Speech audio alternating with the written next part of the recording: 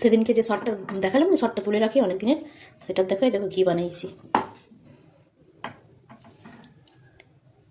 আর আমি ঘিটা কী করি, আমি তো গ্যাসে না, আমি আমাদের রুটি টুটি হয়ে যায়, তারপর উনানটাতে আগুন থাকে, তখন আমি চাপাই দিই, দিয়ে একটু আমি পুরা পুরা করি। ঘিটার রঙটা দেখো একদম কেমন হয়েছে, পুরো একদম পুরা পুরা করেছি। মানে খরা খরা হয় তখন ঘিটা সাদা হয়, আর এটা একদম ঘিটা ওই যে চকলেট কালারের দই যেমন হয় না, নবদ্বীপের দইটা কেমনি থাকে, আমি অমনি ঘিটা করি।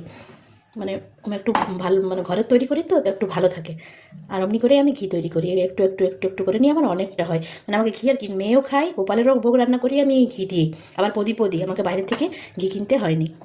তবে একটু সময় ধরে, মানে 1 মাসের মতন আমাকে জড়ো করতে হয়। 1 মাসের মধ্যে আমি ফ্রিজে রাখি, একটু একটু একটু একটু করে 1 মাস যখন হয় তখন আমি বানাই। এই যে এটা হয়ে গেল বিগত 3-4 দিন ধরে রাখা, এটা আজ উঠাইছি। দুটাকে মানে দুটো ফ্রিজটা তো হয়ে যাবে, ওখানে এটা ঢেলে নিয়ে এটাতে রাখবো। মানে যখন কাছে যেটা পাই সেটা উঠাই দিই, তারপরে যেটা রাখি সেটা রাখি, আর এটাতে রাখি বলে মানে এমনি সেপে হয়ে যায়। এ দেখো, দেখছো, এটা হচ্ছে কিন্তু আমার গোপালের ভোগ রান্না করার ঘি। এতটা আজকে হয়নি, মানে এটার মধ্যে আর কত জায়গা করবো বলি, দিয়ে এটার মধ্যে ঢাললাম, ঘি ছিল এটার মধ্যে ঢেলে দিলাম। এইটাতে 1 ডাব্বা করেছিলাম, তখন তো গোপাল ছিল না, রাখা ছিল।